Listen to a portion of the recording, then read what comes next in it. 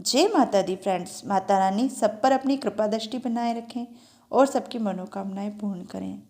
दोस्तों, आंवला नवमी को ही हम अक्षय नवमी के नाम से भी जानते हैं और इस दिन किया गया दान, पुण्य, पूजा, यज्ञ अक्षय गुना फल की प्राप्ति कराता है। दोस्तों, आंवला नवमी के दिन हमें पवित्र नदी या सरोवर में जाकर स्नान करना चाहिए।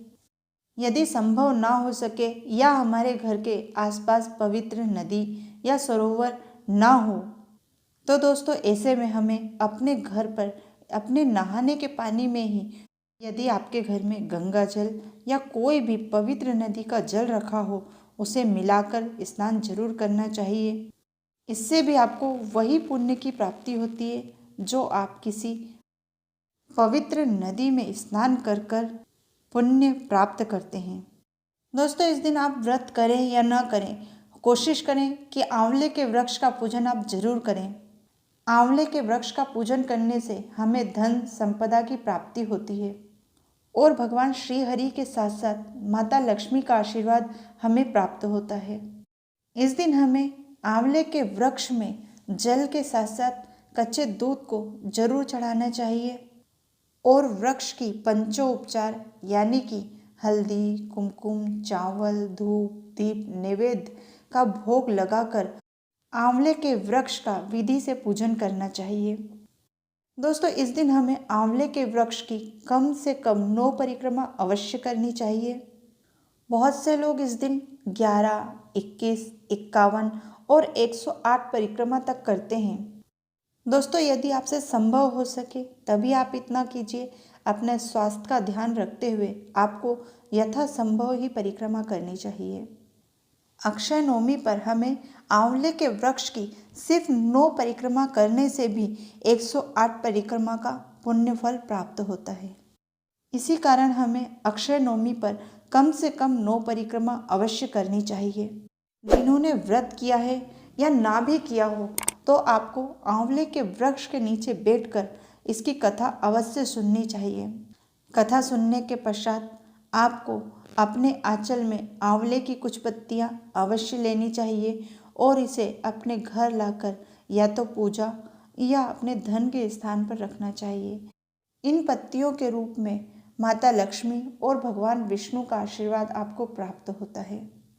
इस दिन आंवले के वृक्ष के नीचे पंडितों को भोजन कराना भी अति शुभ माना जाता है और फिर आपको अपने परिजनों के साथ आपको खुद भी वृक्ष के नीचे बैठकर भोजन करना चाहिए।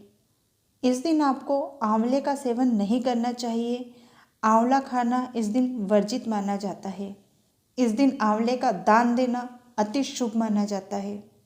इस बार आंवला नवमी 2021 दिन शुक्रवार को 5:51 पर शुरू हो जाएगी, जो कि 13 नवंबर दिन शनिवार को सुबह 5:38 पर समाप्त होगी। इसलिए हमें 12 नवंबर को ही आंवला नवमी का व्रत रखना है। आंवला नवमी पूजन का शुभ मुहूर्त सुबह 6:51 से दोपहर 12:10 तक होगा। दोस्तों, ऐसा माना जाता है कि आंवला नवमी के दिन मथुरा और वृंदावन की परिक्रमा करना अति शुभ माना जाता है। इससे मोक्ष की प्राप्ति होती है। पौराणिक मान्यताओं के अनुसार ऐसा माना जाता है कि इस दिन भगवान श्री कृष्ण ने कंस वध से पहले 3 वन की परिक्रमा की थी। इसी कारण लोग अक्षय नवमी पर मथुरा और वृंदावन की परिक्रमा करते हैं। और दूसरी मान्यता के अनुसार भगवान श्री हरि विष्णु ने आज के दिन ही कुष्मांडा नामक दैत्य का वध किया था। दोस्तों, आंवला नवमी का व्रत या आंवले के वृक्ष का पूजन भगवान श्री हरि विष्णु और माता लक्ष्मी को प्रसन्न करने के लिए किया जाता है। इसी कारण कई लोग आंवला नवमी पर भगवान विष्णु का ध्यान करते हुए पूरी रात जागरण करते हैं। आंवला नवमी पर किया गया दान, पुण्य, पूजन, जप, तप अक्षय होता है। अक्षय का अर्थ होता है जिसका कभी क्षय न हो। इसीलिए आंवला नवमी को अक्षय नवमी भी कहा जाता है। आशा करते हैं हमारे द्वारा दी गई जानकारी आपके उपयोग की होगी। प्लीज़ इसे लाइक शेयर सब्सक्राइब अवश्य कीजिए। जय माता दी।